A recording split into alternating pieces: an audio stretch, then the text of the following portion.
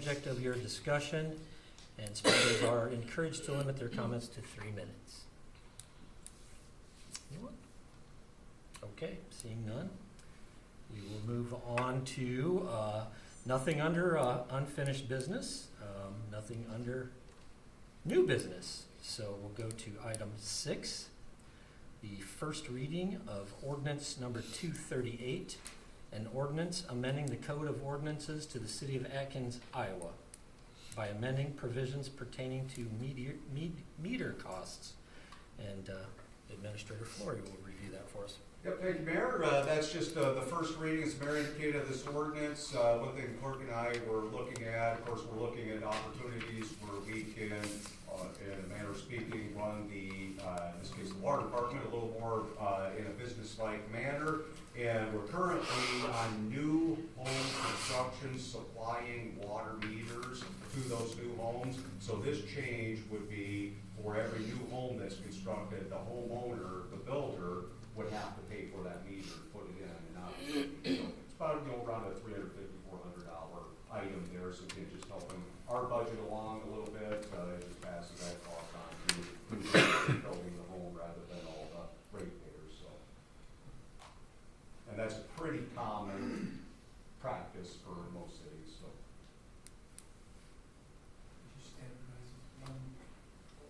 Yep.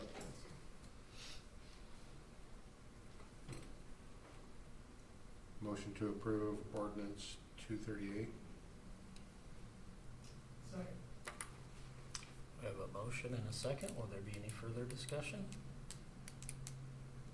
Okay, we'll have a roll call vote since this is an ordinance. So we'll start with Dave Fisher. Aye. Jeremy Rolando. Aye. Kevin DeMiller. Aye. Trevor Dursky. Aye. Bob Stolen. Motion carries. So this will require 2 more. Correct. Yep. So we'll have the second reading at the February 24th meeting, and third reading at your first meeting in March. Very good. Moving on to item number 7, the City of Atkins fiscal year 26-27 municipal budget discussion, and again reviewed by Administrator Flory. Yes, thank you, Mayor. Council, run through these items here with you real quick in your packet. We'll continue to kind of work through this presentation, so we've got quite a few more meetings before the budget has to be finalized. So I'm just putting this in here as kind of a work in progress. There's a few edits that we need to make to it. We'll probably add a few more slides to it before we have our final budget presentation, which I think we have set for the April 24th meeting, if I recall from our schedule. So I think on our schedule, just to probably run through that real quick. So we're on the February 10th meeting, so we'll do another review. We had a review at the last council meeting. On the February 24th meeting, we'll set the date for the special budget levy hearing, and that will be on March 24th that we'll have that hearing. Then at the meeting on February 24th, we'll also hold the budget amendment hearing on the fiscal year 26 budget amendment. Published notice on that in the newspaper on February 18th. So then we got March 10th. I'll review that final proposed budget again. Then on March 18th, we'll publish the notice of the proposed tax rate levy in the hearing in the paper. Then March 20th, the county auditor mails out those. You're familiar with those. We got those last year, the truth in taxation statements. So then we're back on the meeting on March 24th, where we hold that budget levy hearing. That has to be at least 15 minutes prior to the regular council meeting. So we'll have that at 5:45, and then have the regular council meeting at 6. And then at the regular council meeting on the 24th, we'll set the date for the hearing on the full budget, and that's April 14th.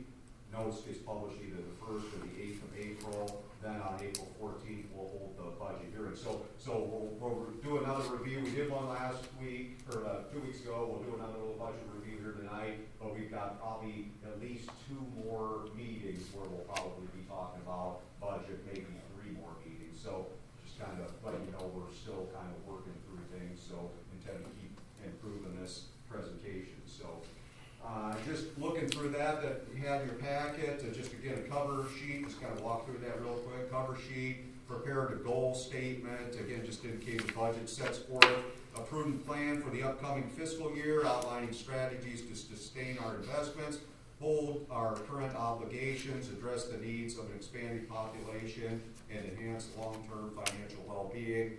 Our mayor, city council, and city staff are dedicated to maintaining a budget that is transparent and easy to comprehend. I've heard Brian mention that many times, so probably that from you, sir. The next page is the elected official sheet, just identifying who we have as mayor and council. Next sheet, just a page of identifying who all of our city officials are. Items that influence the budget development, obviously different goals and priorities we have. Property valuations, and we'll talk about those here in a minute as we kind of roll through some of the slides.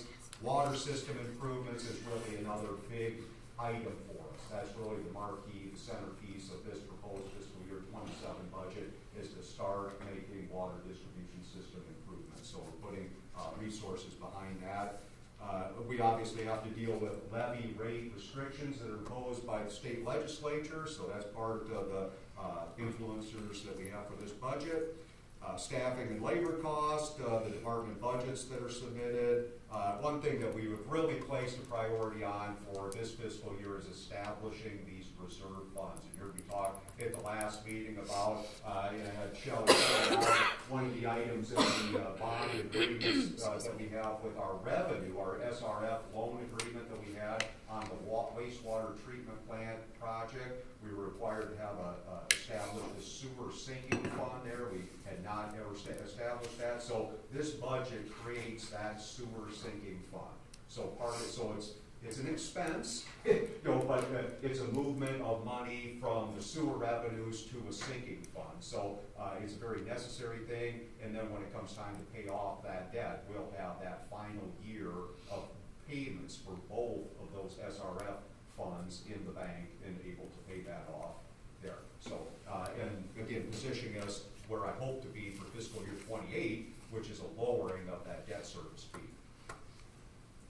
Here, here. So that puts us, and if we didn't have to establish the reserve fund, I think we probably could have done lowering of the debt fee some this year. But we need to establish that sinking fund. In fact, I'm surprised the auditors, Shelley and I've talked about that many times, I'm surprised when the state was doing their audit last year, I'm surprised they did not mention that.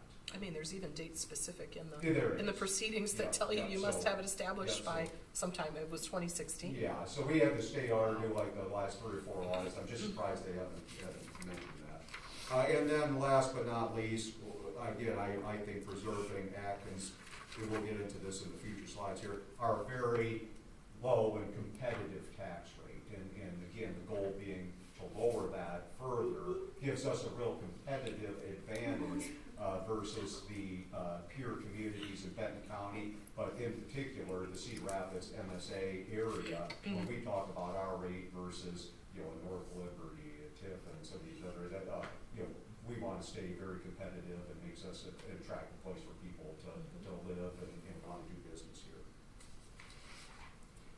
Understanding the city levy rates, some of the veterans, Dave, Trevor, you guys have been through this before, but basically how the property system works is based on property valuations that are established by the county assessor. Of course, those are done every 2 years, so you'll kind of notice in some of the other charts that there's always some spikes about every 2 years. That's when the county assessor reevaluates your property, and so those are all determined by the county assessor. The state rollback is the second item that's very influential in how we determine what our property tax rate's going to be. This year, it's actually, we'll get into this in some later slide, going to be a little bit lower. It's about 2.9% lower this year than it was for fiscal year 26. And then that determines, again, ultimately what the levy rate's going to be that we put on the taxable value of property in the community. So the next page, just by property type, these are all the major property types. Of course, we have ag land, commercial property, we have very little industrial, we'll get into that one in a moment. We have some railroad and of course residential. I do have a typo on that FY26 rollback. Instead of, that was the FY25 rollback, it's 46. The actual FY26 rollback is 47.4316, and we'll have that fixed for the next, as we keep working through. But for fiscal year 27, you'll notice rollback for ag has dropped fairly substantially. The rollback on commercial, industrial, railroad all remain at 90%. One caveat there is, of course, a legislative change from a couple of years ago that the first $150,000 of valuation on commercial, industrial, railroad, that's taxed at the residential rollback method. So is applied to that first $150,000 of taxable value.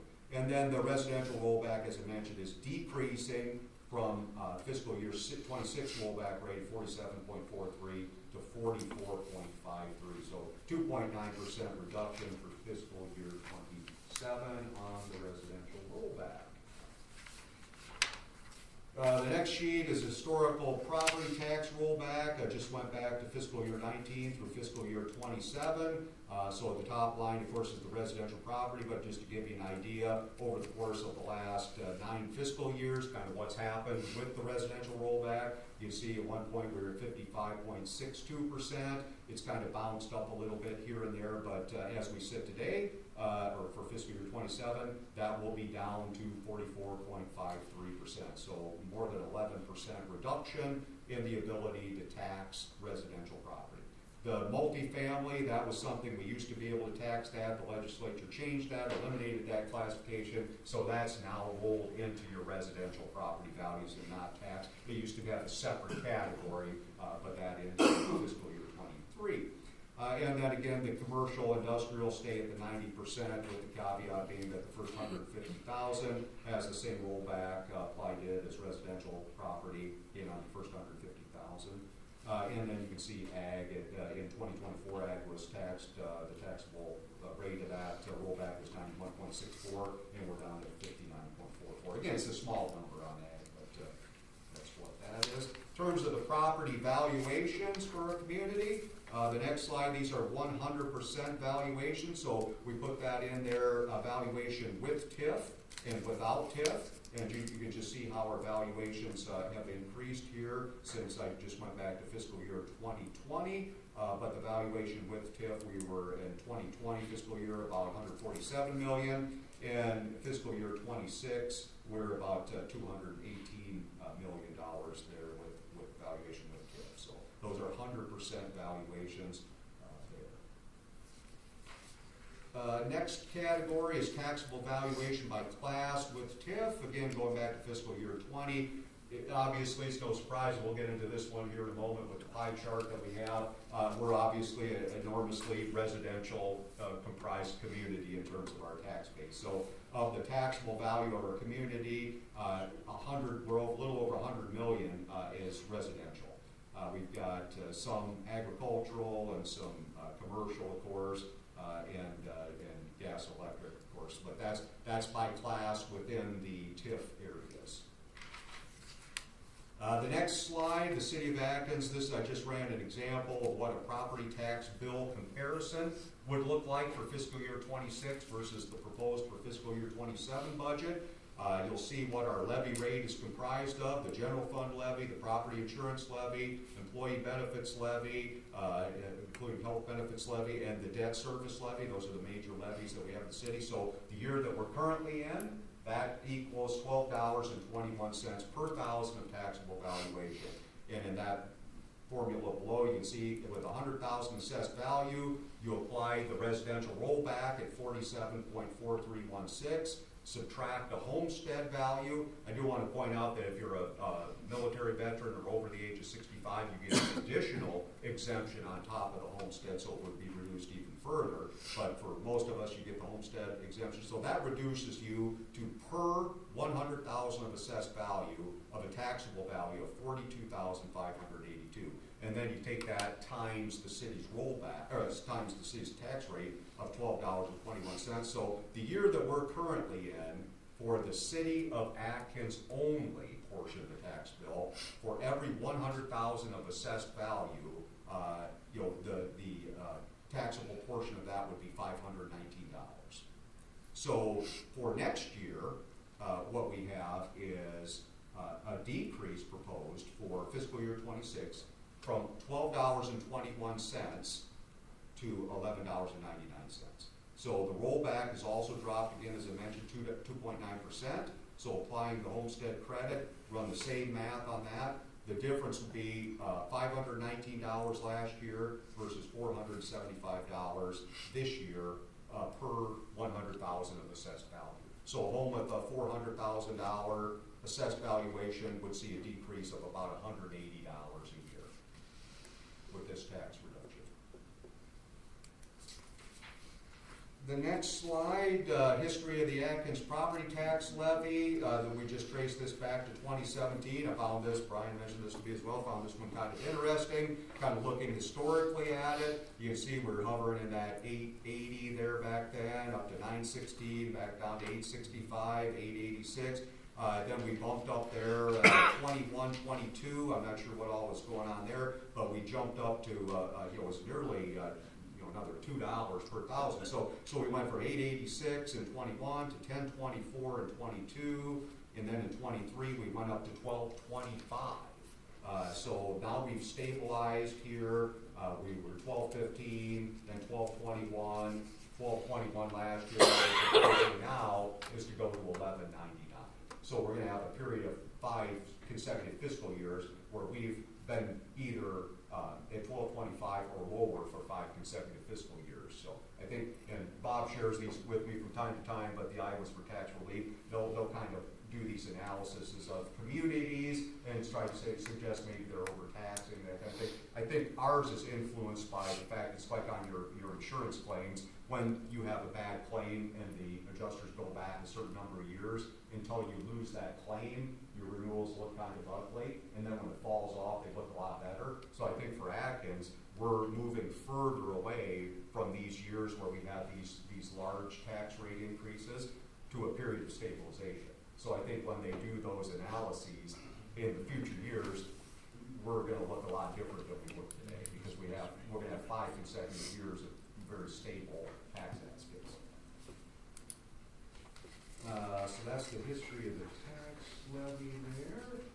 The next sheet is area cities by tax rate. Of course, I don't have fiscal year 27 for those communities. We have fiscal year 26, which is the year we're in now. But you can see where the city of Atkins is currently at $12.21 versus many of our peers. You can see Belle Plaine at nearly $17 per thousand. Vinton is up there quite a ways too at $15.69.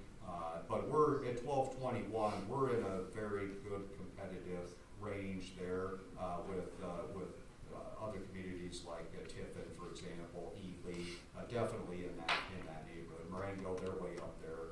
But just to give you an example of Center Point's up a little higher, just an example of what some other communities look like. I know Center Point's lowering theirs this year as well. The next one, I have to make some corrections on this one. I'll read these to you on the city's tax rate. I accidentally wrote the school tax rate on those, which is considerably high in some cases. So this is what this looks like with the city rate, and then the consolidated rate. What I mean by that is when you factor in the county, the school, the community college, the assessor, the extension service, all of those have a piece of the pie, and we'll see that in the pie chart here in just a little bit. But in the case of Atkins, our city rate is $12.21. That, I used to always say, that doesn't do you a lot of good if you got the highest taxing school and the highest taxing county around, which fortunately we don't. So we have a consolidated tax rate here of $31.19 per thousand taxable valuation. So that's very good. In the case of Belle Plaine, that's actually the number I have on your chart as the school rate. As I mentioned in the previous slide, their city rate is $16.90. But when you look at Belle Plaine, for example, their consolidated rate is $41.54. They've got a very high school rate, very high school tax rate there. So again, that's more than $10 more per thousand than what Atkins has.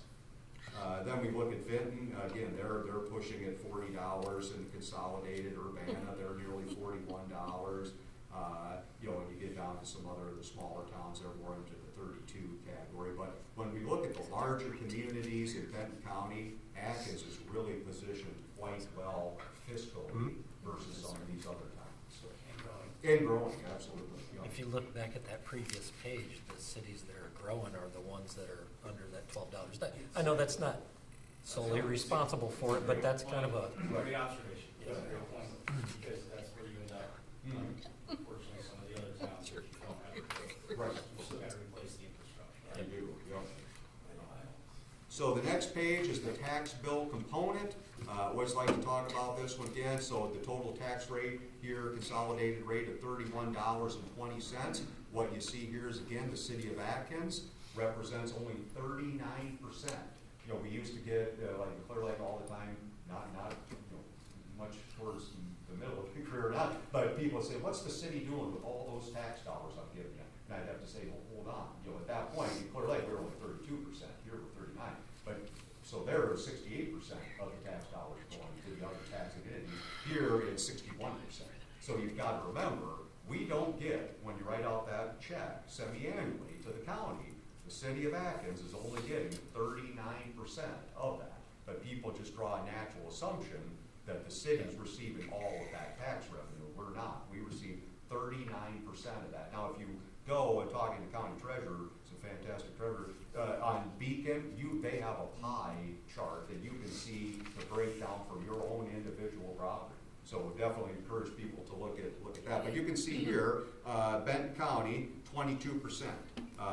Benton Community School District, 33%. Kirkwood College, 4%. The Ag Extension, 1%. Then the assessment group, there's about 1% there. So just to get a breakdown of what that pie looks like. Next slide is the taxable valuation by class with TIF. Again, you can see the high. This is a pretty unusual looking chart. We were very heavily residential in Clear Lake, but not like this. There are not many cities that are nearly 99% of their tax base residential. We are nearly 99% of the tax base residential here. Generally, that's maybe about that 70% mark. So we're a heavily residential driven tax base. And then again, just in numerical term, the valuation by class, just associate the numbers with it. So residential, again, you can see on the 100% valuations, we have $211,519,316 of 100% valued residential property. About a little over $6 million on commercial, about $450 in ag, and about $2 million in gas and electric. So that represents our 100% values. Next slide, we talked about this at the last meeting, the expenditures, total budget for fiscal year 27, just a little over $6.2 million. You can see the operating budget makes up about 86% of that. Capital budget, 6%, which is basically the water distribution system improvement project. And then we have our debt service as 8% of our proposed fiscal year 27 budget. Next slide is the solid waste. I know we've talked about this quite a bit, but not do a slide on this one. So effective January 1 of 2026, we're switched to the S&J contractor. The rates decreased down to $19 per household for the standard service. They were scheduled to go to $34, so it's about a $15 drop there. We did raise the landfill from $5 to $6, which basically just is a wash, covering our dues association costs to the Benton County landfill, as well as some other stuff there. But that's about it on that one. Not much more on that. So the total budget there is $235,000. Again, we're paying basically about $175,000 in contract terms, and then about $60,000. It's a little less than that, but to the landfill for our membership, which is based on a per capita charge, is basically $26 per capita to belong to the landfill. Next one is the DOT forecast for road use tax. Talked about that a little bit last time. Just a reminder, they're projecting $140 per capita. We kind of get not as much value. We're definitely more than what that 2020 census indicates. You know, the estimates that I see are more in that 2,200 population category. We're probably at a point where it might be borderline where you almost might consider a special census based on some of these per capita costs that we have, or revenues that we have here that we could get. So it might be a wash, hard to say, but just give you an idea where we sit on that, where it looks like that's projected. The fiscal year 2027 local option sales tax, the revenues and expenditures, just to run through this one real quick. So we're projecting $228,000 essentially in local option sales tax revenue. Of course, that's the 1% sales tax that we get here. So 70% of that by referendum was to be earmarked for community betterment. So that's $159,600. 10% for the fire department, 10% for the park department, 10% for property tax, or for tax debt relief rather. So this is what it looks like, the expenditures on that. We're transferring out $20,000 to debt service. That's for the 2025 GEO bond that we issued for the fire station projects. That's a little over $3 million bond issue. So $20,000 of that debt payment is coming from the portion that was earmarked for fire departments, and we're shifting that over to pay the debt on the bond. We've got library furniture in the budget here, so that would come out of the local option sales tax money as well. The the entry sign, and then a little work there at the pavilion we've done. But so and you've got a copy from the community club. Brian and Bob and I met with them last week, talked about a partnership with them on this entryway sign here. So our portion of that would be 50%. So 15 is a little high, but we think it'd be probably more like about 12.5, something like that for 50% of that. We might run it all through the city's budget because we're sales tax exempt, so then we wouldn't have to pay sales tax on all that. And then the big one is to move out $350,000 and earmark that for fiscal year 27 for a major capital project for our water distribution system. And we'll have to, again, RFP out the engineering, get that started, hire the engineer, and go through the process to talk about which area of town we want to concentrate on. So there'll be a process, but what I'm doing here in the budget is saying that we're taking the position that we're going to spend $350,000 this year, and probably a similar amount next year on a major water distribution system improvement project. And we're well positioned to do that without any borrowing. And then the debt capacity chart, of course, again, we talked a little bit about this last time. 5% of those 100% values are used to compute the constitutional debt limit. So for fiscal year 27, the capacity used is 34.6%.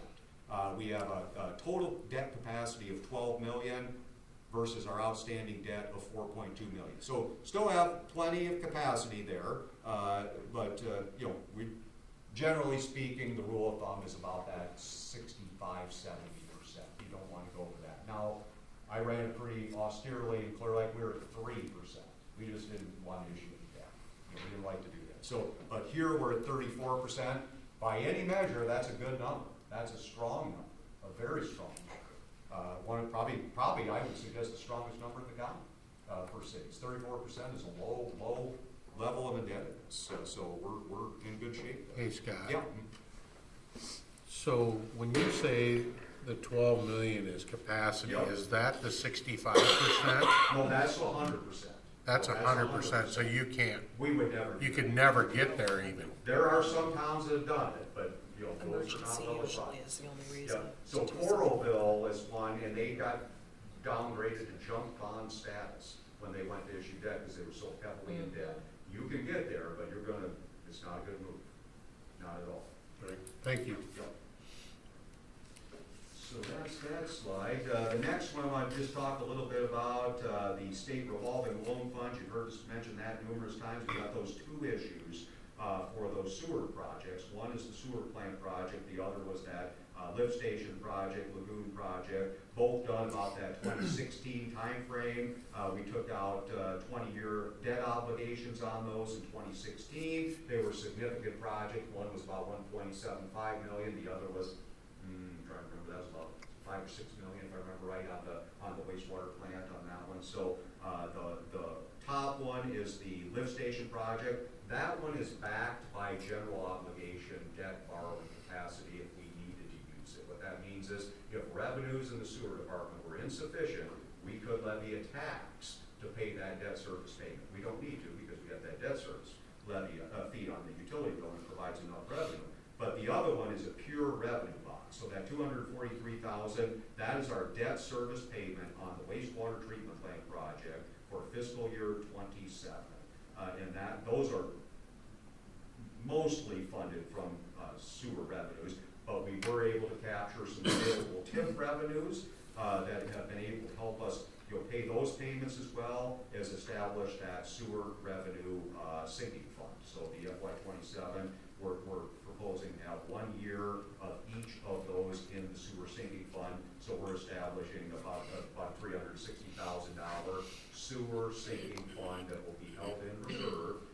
And then again, like I say, if I didn't feel we need, and Shelley to say, like, based on the covenants of that indebtedness instrument, that we need to have that sinking fund established, we probably could have lowered that debt fee. I think we can attack that next year, but I think we need to have that sinking fund established, and we can invest those funds. They just don't sit idle, they'll earn interest, but we need to get that one established, or I think we're gonna get dinged on it somehow. So Scott, the question that everybody asks is how many more years? And this is telling us 10 more years, Yes, sir. 11 years, but the 11th year is going to be paid for by that. 10 years, and then the 10th year would be paid for by that. Yep. So 10 years, but again, I think we could either lower the fee or we could continue to bank money and pay it off early. So we can have a conversation on that as we continue to kind of like next year. So that'll be a conversation we have at budget time next year. Do we want to, and maybe it's a blending of that. Maybe you lower it a little bit, put a little bit more in the sinking fund, and the goal being to retire that instead of 2037, to try to retire that maybe 3 or 4 years early. So be talking to people in the community and see what they'd rather be looking at as well. That's a big conversation, absolutely. Yep, no question about it. So we're in good shape there. The debt service fund, just laying out here, this is the other major fund here. Run through these real quick. That 2025 GO, of course, that's the fire station project. The 2026 GO, that was what was that? That should be 2016. That's a typo. That's a 2016 It's so that is the refinancing of the water project. So we certify that for TIF. So yeah, that should be 2016, not 2026. So typo on that one. And then of course again, so this is what we're using, the GO SRF sewer. So 112,000 of that's coming from the TIF, 85,000 or about the debt service, which is coming from TIF, and then we got the 2022 GO bonds. That was for that big fire truck, and I think there was a pickup truck for public works department in that one, maybe a few other little things in there. And then again, the sewer revenue note, I just threw that in there, so you can see that. So again, then paying off some of it, the source of funds on these, you can see we're using a variety of things. 316,000 in TIF revenues, the 20,000 in local option sales tax from you pay the debt service on the fire station bond, 157,000 what we're going to levy from the debt service, township revenue going to the fire station bond payment, and then those sewer revenue. That 2016A is, fiscal year 27 is the final. Good Final point, payment. Shelley. Thank you for mentioning that. Yes, exactly. So that is the final year on that payment. So that would also bring up, a little opportunity next year as well. So we will not have that 107,000 next year. And another source maybe to capture those extra TIF dollars to help pay down some of the debt. Right. So that's a quick walkthrough of that. Trying to see what else we got here. So as we mentioned, we're going to set the date for the public hearing. We'll do that at the next meeting. Isn't it the next meeting will set the date for the public hearing on the fiscal year 26 budget amendment. I did want to mention a few things on that one, just as a refresher. If you recall, when we did the budget, we had anticipated that a larger amount of the expenses for the fire station would come in fiscal year 25. Well, they didn't. They come in fiscal year 26. So it looks a little ugly because of how the shifting of all that happens. And there's just a lot of those kind of situations. But the bottom line looks very good. But I just wanted to look at that real quick here. So when you see this notice, you'll get it in the packet the next time. So like, for example, on the revenue side, there's a $255,000 on the transfers. We had anticipated making a transfer from sewer to debt service, and that didn't get done in 25, so we actually made it in 26. You know, should have been done in 25, so that shows up. And then, let's see, like, we added up the expense for the fire station utilities, since we'll be occupying that for a portion of this year. We didn't have anything in fiscal year 25 budget, or fiscal year 26, so we've added a little bit there for what we anticipate some utility usage on that one. The culture and recreation. Here, the big one is the welcome sign, so we're showing the whole project running through the city, where it would only be 50% paid by the city with local option money, but in order to get the exemption on the sales tax, we can front to us, we would have to pay 7% sales tax on it. So that is included in there.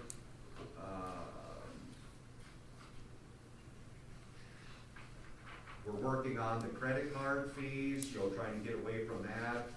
So that's shown in here. They were not budgeted that way, but that's $18,000. Again, we hope we're working towards getting people onto the ACH payment system and off of the credit cards, because we've been paying $18,000 a year to process those credit cards, so we want to get away from that.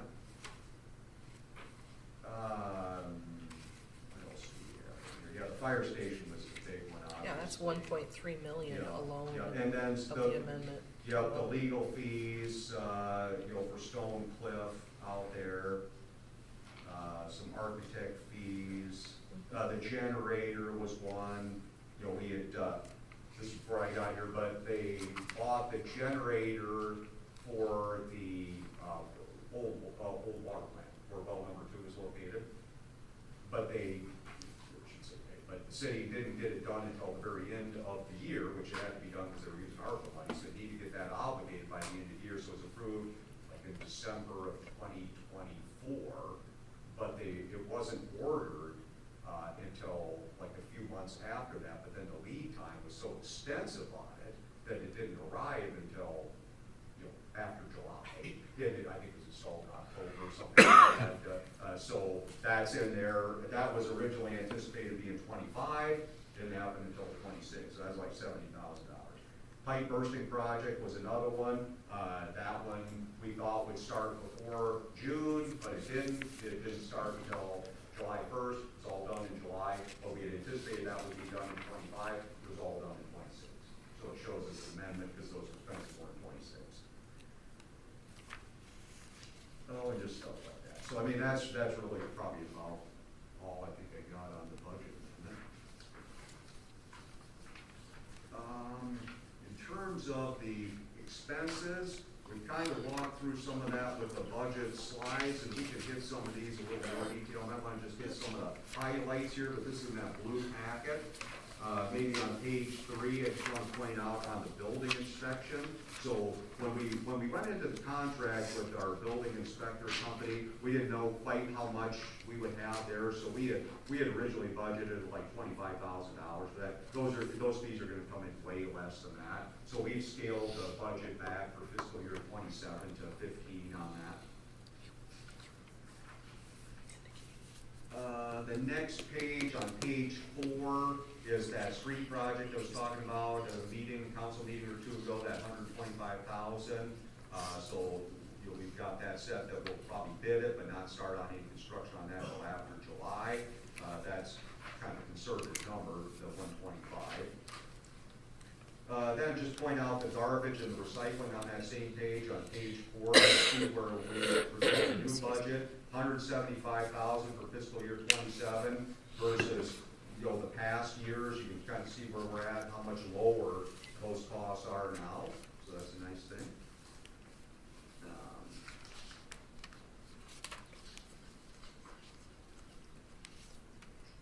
Page 7 on planning and zoning. We had originally thought we might do a little plan update on our comprehensive plan. So that's not going to get done course, this year, and it's probably not gonna be on the agenda for next year, so we kind of taken that one out. Community promotion, we had 12,000 in the budget for fiscal year 26. We've spent not even 2,000, so we scaled that one back for next year quite a bit.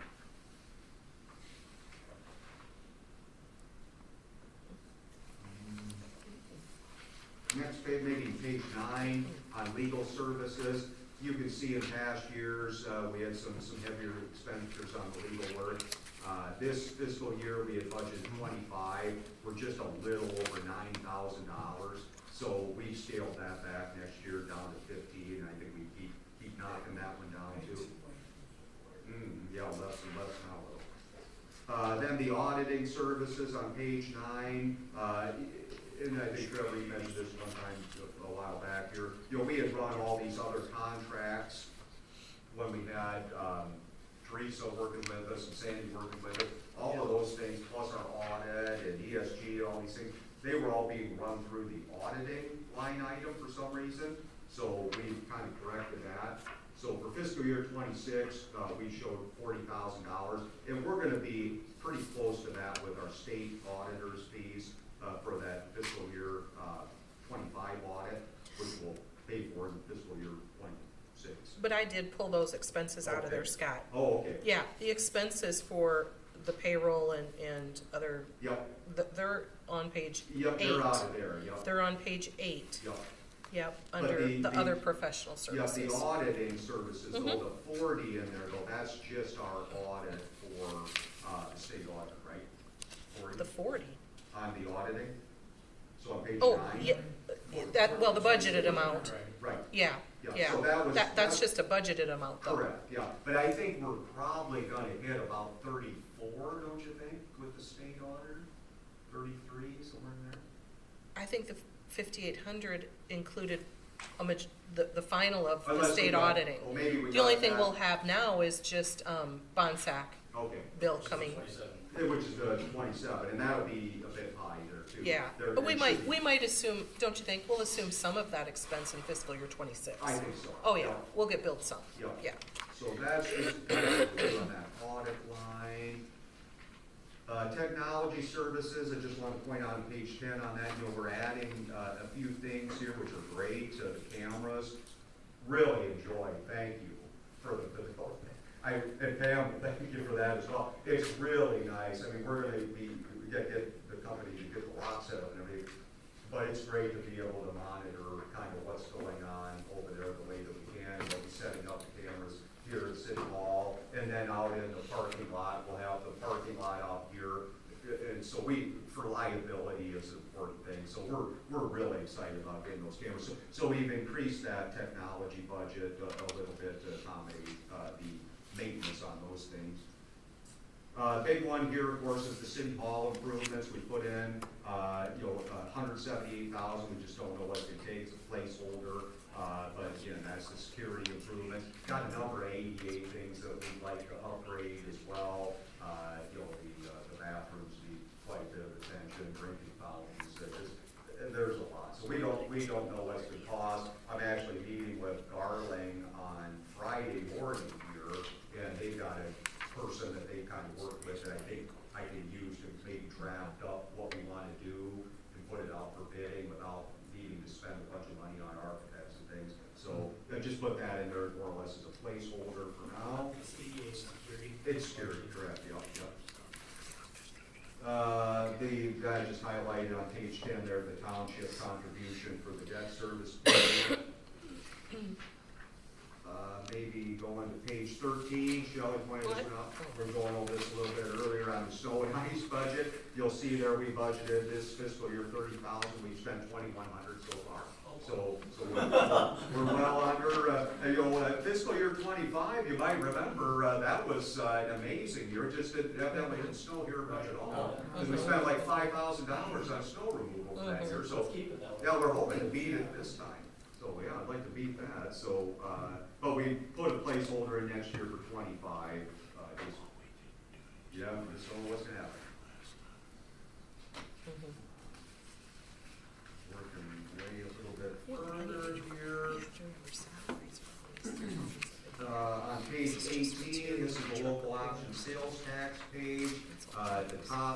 $370,000. Just wanted to show the $350,000 transfer out to capital projects for the big water improvement project, and then the $20,000 transfer out to debt service for the bond payment on the fire station. Then a little bit further down, you'll see local option for library furniture upgrades. And then a little bit further down, we just put something in there for the parks pavilion. If we need to do, if you decide you want to buy some playground equipment, do some more park improvements, we got a placeholder line item in there for something for parks. Next sheet on page 19 is the tax increment financing sheet. That top page is Stone Ridge Development, $190,000. We anticipate for a payment of $190 in fiscal year 26, and $190 is what we anticipate for fiscal year 27 back to the developers.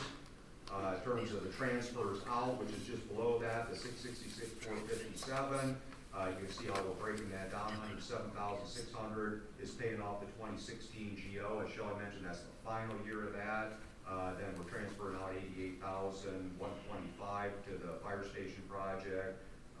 And then we're transferring out $34,652 to the GO, the lift station sewer debt project, and then $200,000 out. Remember when we recovered our $350,000 that we had that debt from years ago? So we're capturing that back finally, the $315,000 on Stone Ridge phase addition number 4.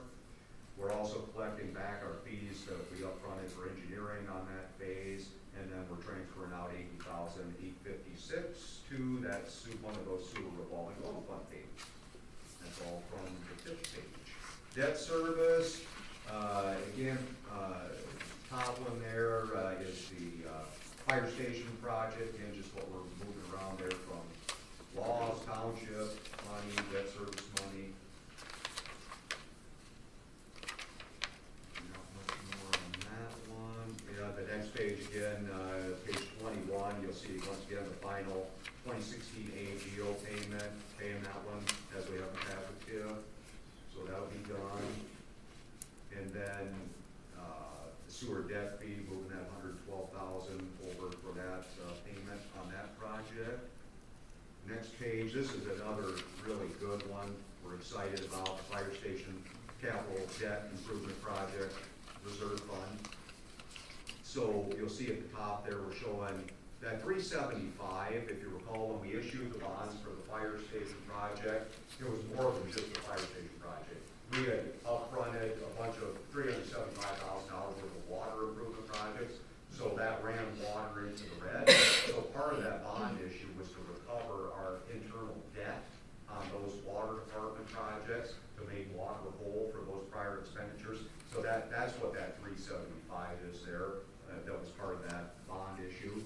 But the exciting thing is for fiscal year 27, you'll see that $356 is probably not going to be quite that much. It's probably shooting a little high on my end. It may be close.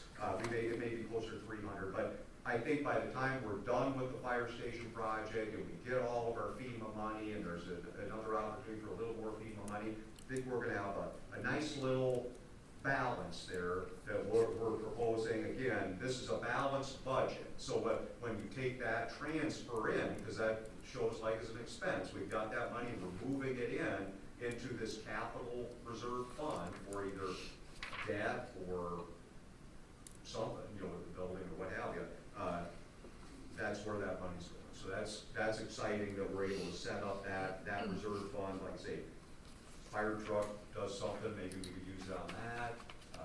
Debt payment, you retire a year early, something like that. But at least, at least it's in the bank. It's basically in the bank, and we can do something at some point. Next page,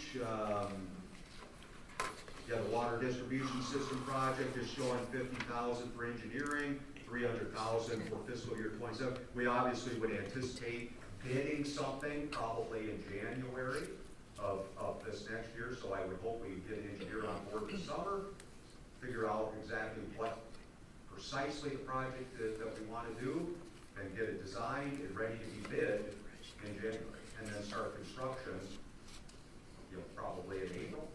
So we have some costs there prior to the end of fiscal year '27, and then again, more money going in fiscal year '28.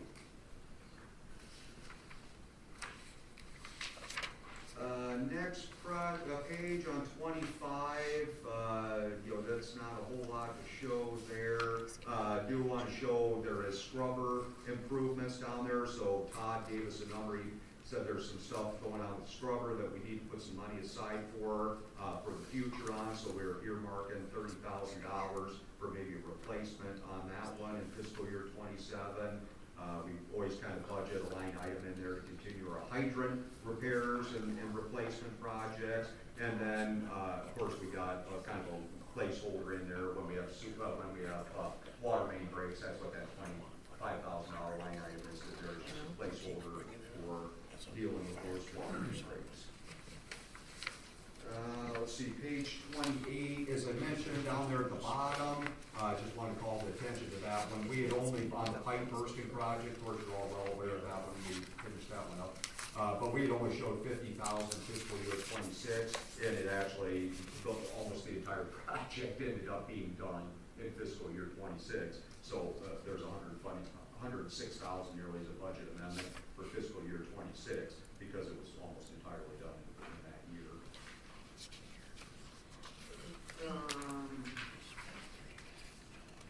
And just more transfers over there on sewers, so that's probably about it there on the expenditures. As I mentioned last time, you're at a $6.2 million budget, and when you take in that capital project or fund for the fire department, by moving that over, it shows an expense, but that's a balanced budget at that point.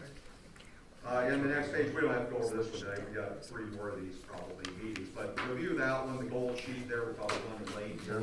But review that one just kind of whenever, we'll maybe talk about that one the next meeting. I have a question. Yep, Back on the fire Yep. station deposit. yep. When does that discussion take place on what we intend, or how we earmark that money? I would say sometime in fiscal year '27. Okay. Yep. I think you could consider a resolution to designate it for a specific cause and purpose. Yep. Yeah, but I think council will be positioned and able to have that conversation. Because I think we're gonna have probably around $300,000 there. So. And the debt service payment is about $230-ish. So, yeah, you could hold it in abeyance for the final payment. It's a 15-year bond. Pay it off in 14. Yeah, or when it becomes callable, et cetera, might get a better interest rate, et cetera. But it's the council's pleasure, or your discretion, whatever you would want to earmark it for. So that's all I got on that. Any other budget discussion, No, that's council? all probably good for tonight for me. Council got anything?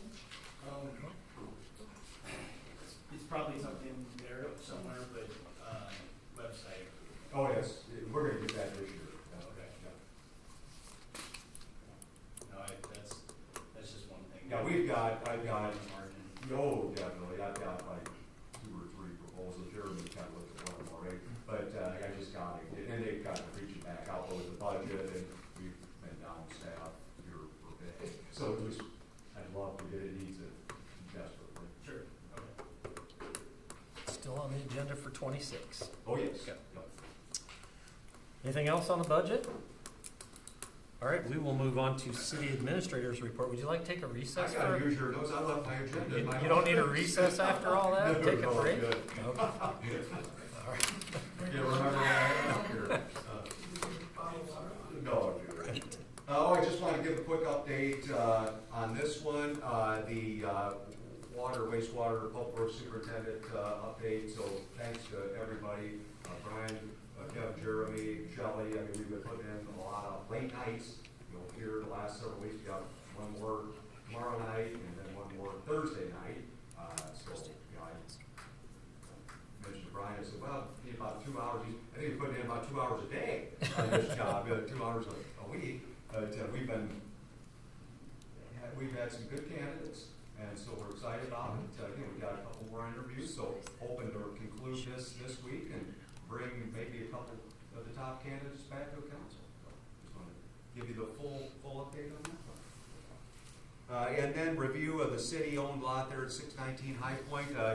We don't have to decide anything here tonight, but just if there's a general direction, I put that information in your packet there on that lot up at High Point. That was purchased by the city back just kind of right before the derecho hit, and that's the one that never got recorded. We got that one recorded, and the back taxes are paid up on it and everything. We paid about $44,000 for that lot, and then probably got about $4,500 maybe in back taxes on that, some legal work and stuff. So I think if we did want to sell it, we definitely want to get all that we got into it, and then maybe a little some on top of it. But thoughts or consideration if you wanted to use a realtor or to try to sell it, if you want to sell it, I guess. Or we could try to list it and just put it out It's a there. buildable lot. It is a very good I have not Oh, absolutely. bought They had, the city had bought it back then. I think they wanted to maybe do a park there, a little kind of neighborhood park. But I can't remember, I think it was Bob that mentioned to me, that's probably like about the furthest spot away in the entire town you could get from everything. So I don't think it's really a good location for a park. We don't need it for access to the property behind there. So there's, up on My Street Valley, that's the access to go if that field were to develop south of there. It would come from Valley. There's already that stub street extended in there. So there is no need to have this as a right of way for a future development back there or anything. So I mean, it was just for a park, and parks are expensive to do. So, I mean, you don't have to decide tonight, but just maybe next meeting. we wanna Maybe start everyone thinking take about a that. drive up by Yeah, there. yeah, have a maybe look take at a it, drive and- up, look at it, absolutely. Yep. But, very, We're gonna have some things to think about over here in the center parks sure, with, the depot's new building. yep, And pretty much everybody lost where they used to park. correct. More or less, to access the soccer fields. So I would just add on to that, if the intention for purchasing that lot was betterment of the community or parks, quality of life type things, I think the proceeds then should go back to that. I agree. I agree. Yeah, I Yep. think that's a good point. Yeah. And maybe you build the parking lot, or do some parking. Yes, Yeah. solve an issue Yep. out here in Yep. the center park area. Yep. Yep, and Bob and I had talked about you might on, like on, you could, well, like on the east side of the park, you might do like some angled parking on that, and this could be the source of revenue or something like that too. So, no. Yeah, a lot of good potential. there. Absolutely. Absolutely, yep. That's all I have. That's all you have. Well, I guess it's my turn. Yeah, thanks for the great budget work. That's, All the credit to Shelley for all her work. She's put in an unbelievable amount of time. Just an absolute pleasure working with Shelley on this budget. Phenomenal. She absolutely, 100%. Yeah. Love it.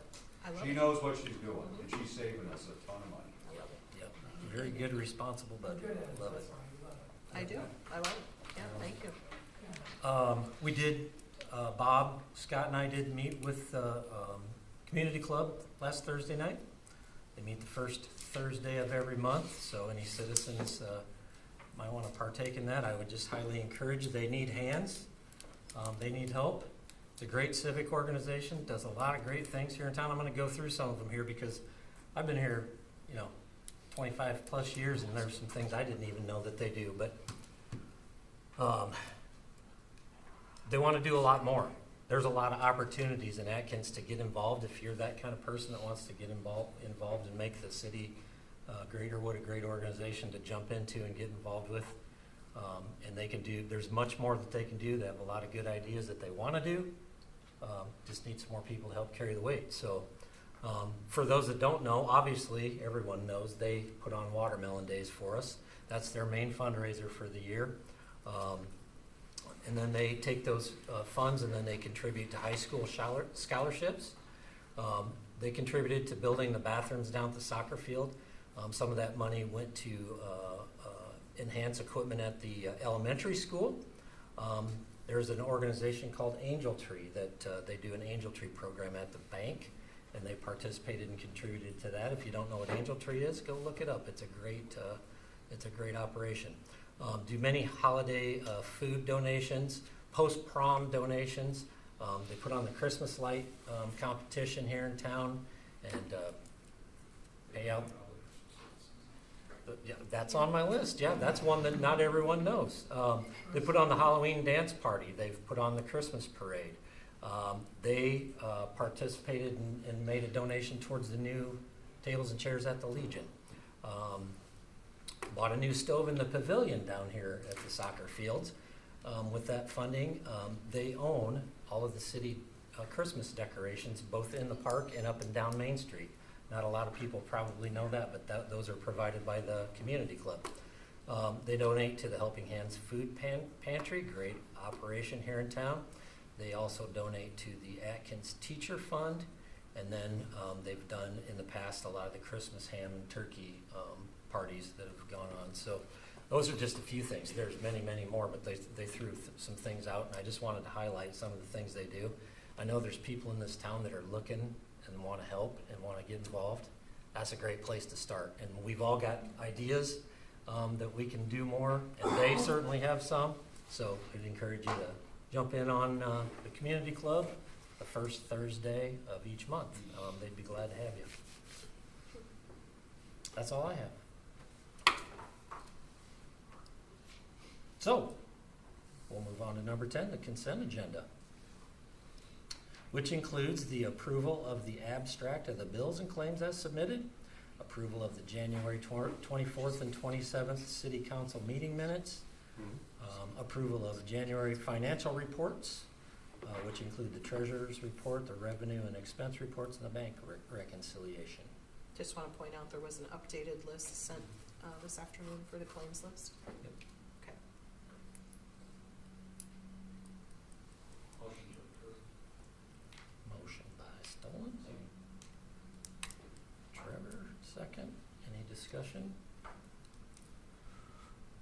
Okay, voice vote. All in favor, say aye. Aye. All opposed, same sign. Carried. All right, we'll move on to other business. Do we have any other business to attend to tonight?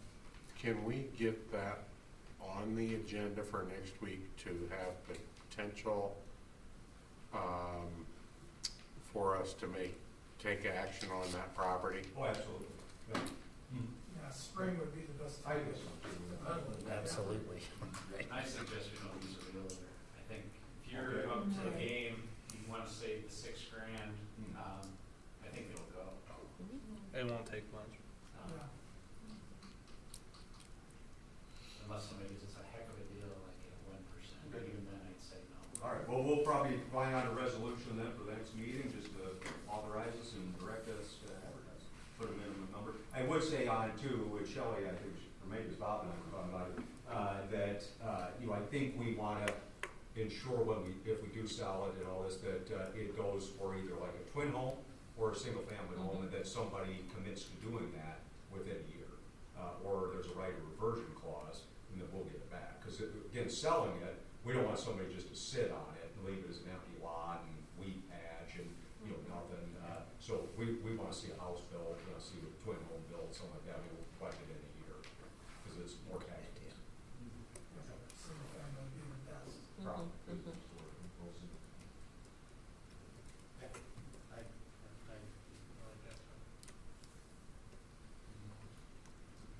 I just want to remind, former Sheriff Kenny Copenhagen passed away. Next weekend is his service down here at the church. For those that didn't know him, they're new here. He was sheriff here in Benton County from 1972 to 2004, when he Wow. retired. He was very active in the city here. And I know when I was on the fire department, Kenny would always be down there or around there. He was past president of the community club. And he did a lot of good things in the community with the church, and was always actively involved in everything until his health kind of got into it towards the end. But great guy. I suggest that you send something from the city to Scott, and Shelley can take care of that. I've already talked to Scott a little bit about this, that where the trucks pull out onto that main street, we may want to waive all the mutual meetings on that and make that street no parking, to help these guys out. So when they come out, there's no cars parking there. Right. I think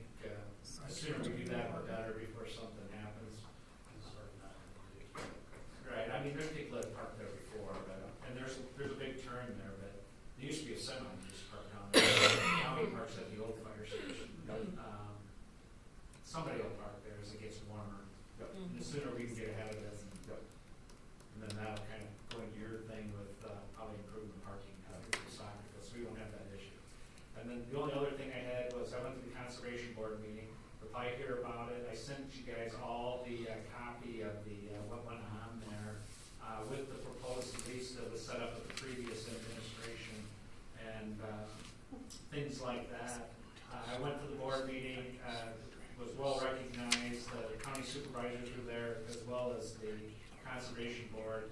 And I'd shown Scott the proposed lease that was drawn up by our lawyer, Doug, and there was a lot of things in there, like assuming total liability for that, but yet we can't do a whole lot with the property, which I thought was pretty important. And my recommendation to Scott was, I say, hey, this thing needs to be cut off at the length probably. And then Scott goes, well, if we're gonna do that, why don't we just pursue the property and see if they'll transfer the property to the city of Atkins. So, kind of caught him off guard a little bit up there, which is good, because I'd rather be on that end than the receiving end. I got up and I told him, I said, well, you know, this and that, at this moment, the city of Atkins doesn't want to do that lease with the county. There's a lot of things to be done on the east side of that trail yet. It hasn't, they gotta finish out their FEMA funding, which will be done in September, so they get reimbursed. They're gonna plant 250 to 500 more trees up there. There's a lot of work to be done on the side behind the homes back there. I'm gonna get the conservation guy that's in charge of the roundhouse that does this area in the south area. I'm gonna get him in here with Scott, so when they do come down here to take out some of those weeds and get digging back there, they kind of give a heads up to the homeowners. They're on their property. They're not gonna be on private property. They're on county property, and it needs to be done to be compliant.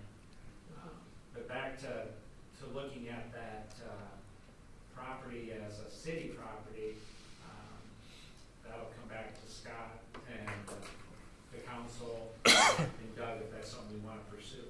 I got pretty much the impression that they would almost give that away. They just can't do much until September. They're kind of getting out of the business of like this type of property for conservation. They want to focus more of their monies on the parks and things like that.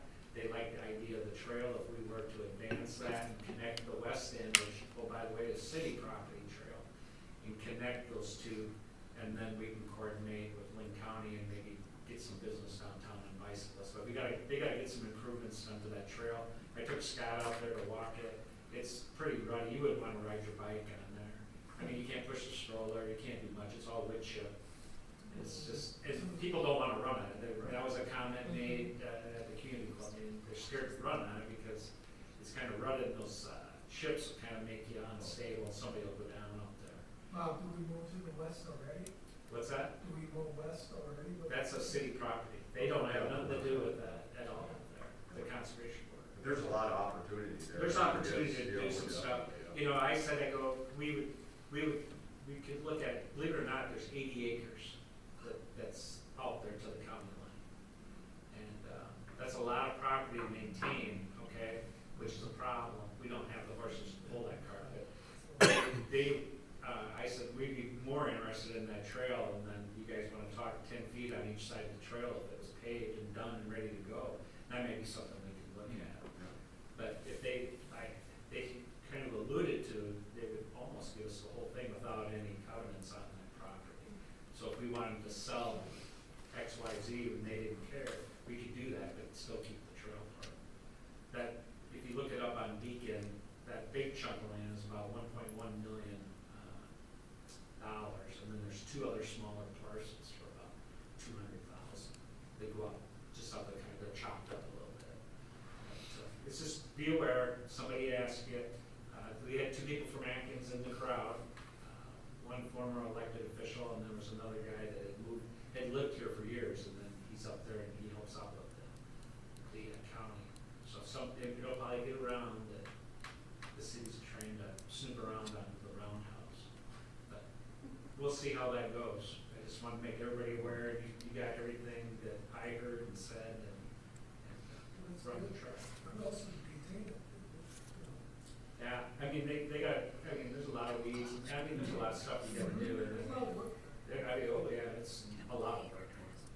But the trail part, if we just had the trail, empty outside, we dump some garbage cans, run a cart down there and make sure it's clear. And then we would take ownership of any runs, bicycle rides and things like that, which is more peaceful for us. And we wouldn't have to go Mother May I to the county every time we wanted to do something. Right. I did ask about the signs at the community club